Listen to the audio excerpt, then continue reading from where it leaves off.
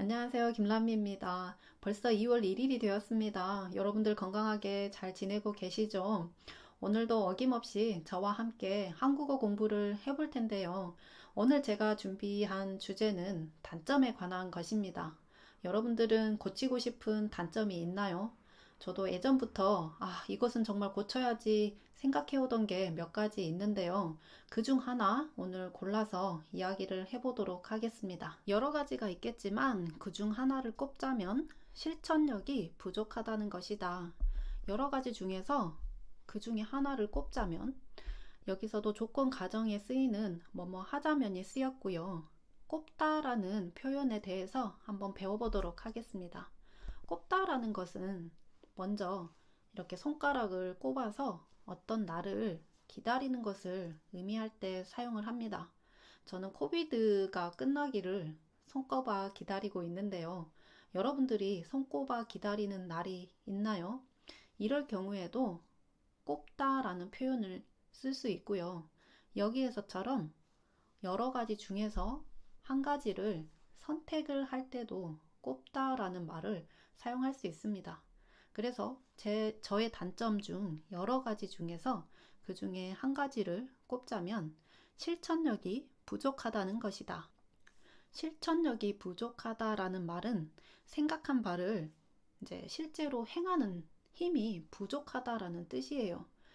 내가 머릿속에 계획하고 의도하고 이런 일들을 몸으로 실천을 해야 되는데 그 힘이 부족해요.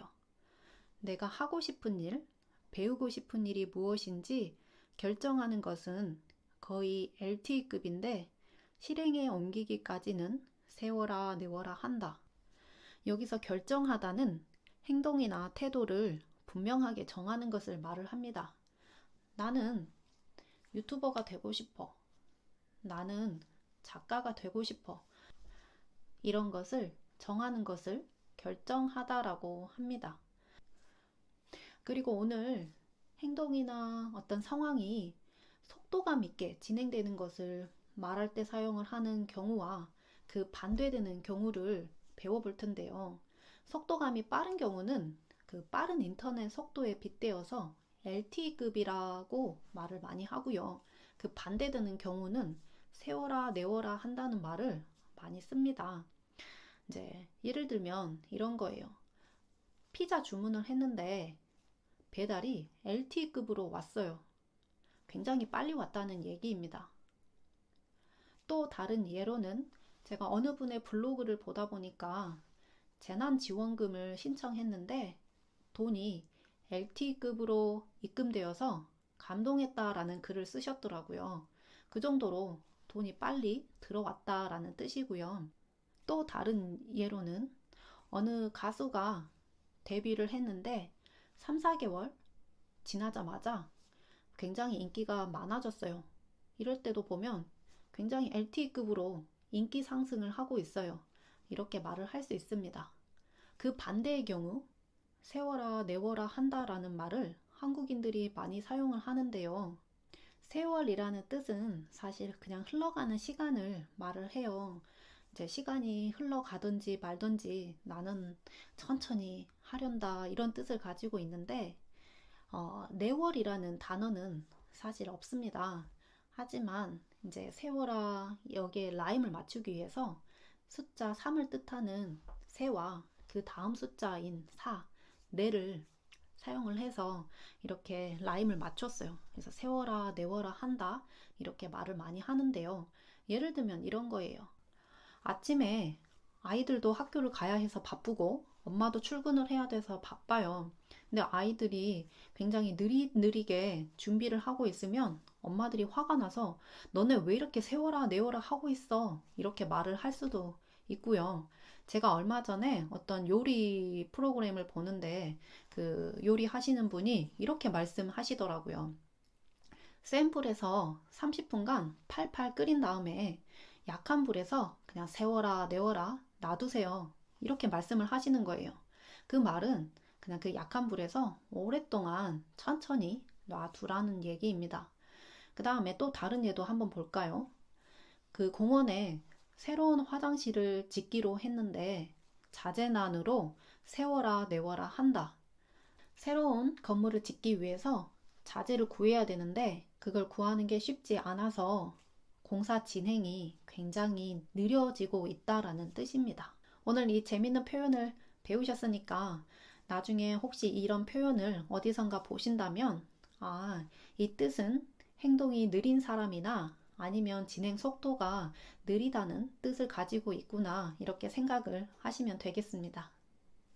결단은 내렸는데 실천하지 않는다면 아무리 좋은 결심이었다고 하더라도 소용이 없을 것이다. 우리가 결단을 내리고 실천을 하는 이유가 뭐예요?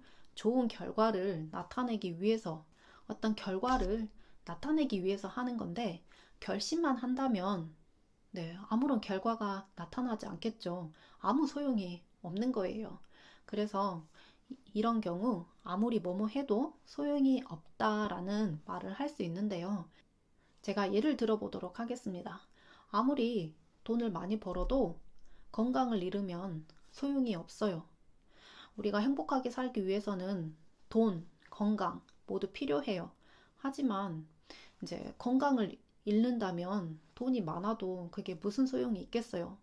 이런 경우에도 쓸 수 있고요. 그리고 부모님들이 아이들에게 좋은 습관을 길러주기 위해서 이거 해야 돼, 이거 하지 말아야 돼 이렇게 말을 하지만 정작 아이들은 말을 듣고 싶어 하지 않아요. 그래서 부모님들이 계속해서 잔소리를 하게 되는데 이럴 경우 어머님들, 아버님들이 잔소리 해도 소용이 없어요. 이렇게 말을 할 수도 있어요.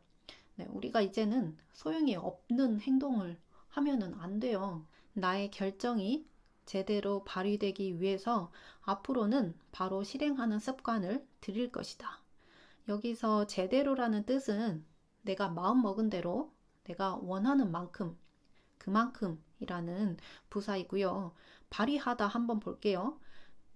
나의 재능이나 능력 이런 것들을 100% 보여주는 것을 발휘하다라고 합니다. 하지만 여기서는 내가 발휘하는 것이 아니고 나의 결정이 발휘되는 거죠. 그래서 발휘되기 위해서 앞으로는 바로 실행하는 습관을 들일 것이다. 오늘 마지막으로 습관을 들이다라는 표현을 한번 보도록 할게요. 습관을 들이다는 아직 내가 가지고 있지 않은 습관을 자기 훈련을 통해서 이제 여러 번 반복을 하다 보면 그게 습관이 되죠. 그 습관을 나의 몸에 흡수시켜서 배게 한다라는 뜻을 가지고 있습니다. 예를 들면 이렇게 쓸 수 있어요. 나는 오늘부터 매일 10분씩 한국어 공부하는 습관을 들일 거야. 식사 후에 나는 초콜릿이나 케이크를 먹지 않는 습관을 들일 거야. 이렇게 쓸 수 있습니다. 여러분들은 어떤 습관을 들이고 싶나요? 이것에 대해서도 오늘 생각해 보시는 시간을 가져보셨으면 좋겠습니다. 제가 준비한 영상은 여기까지고요. 끝까지 시청을 해주셔서 감사합니다. 그럼 오늘 하루도 건강하고 평온하게 보내시고 저는 다음 주제로 또 찾아뵙도록 하겠습니다. 그럼 안녕히 가세요.